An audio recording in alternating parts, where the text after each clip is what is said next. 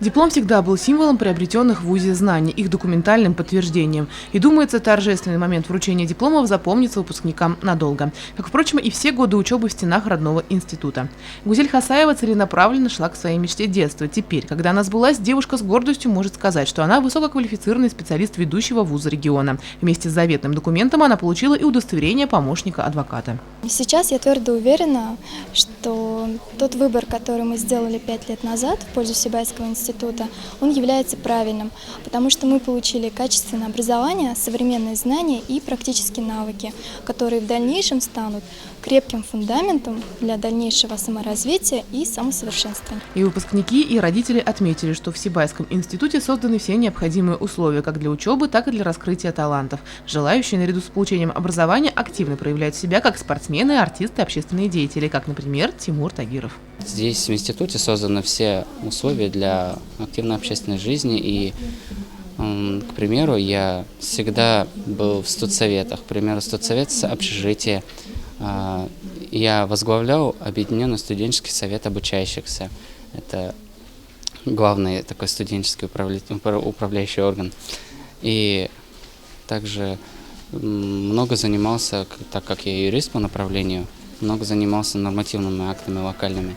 О сегодняшнем дне вчерашние студенты мечтали на лекциях во время лабораторных и практических занятий, защите курсовых и контрольных работ. Они целенаправленно готовились быть лучшими в профессии. Теперь долгожданный момент настал. Дипломы в руках. Пора показать знания на деле. В этот день выпускники 2015 услышали множество пожеланий, пронизанных теплотой, лиричностью и особой гордостью. Гордостью преподавателей института. В частности, директор Зинур Ермухметов отметил, что все выпускники на государственных экзаменах и при защите выпускных квалификационных работ продемонстрировали достойный уровень подготовки. Об этом свидетельствуют и итоги недавнего мониторинга.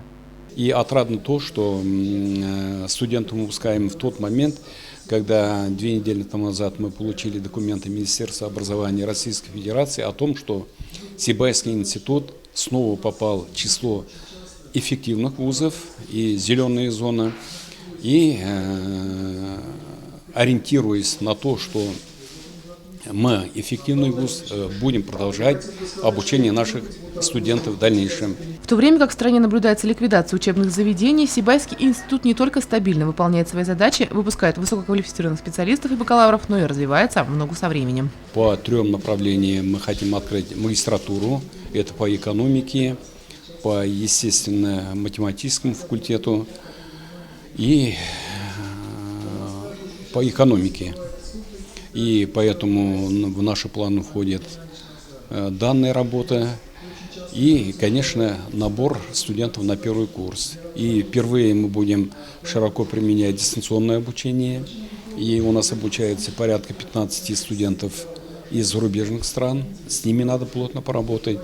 И я этим хочу сказать, что мы очень хорошо прошли с большим запасом мониторинг.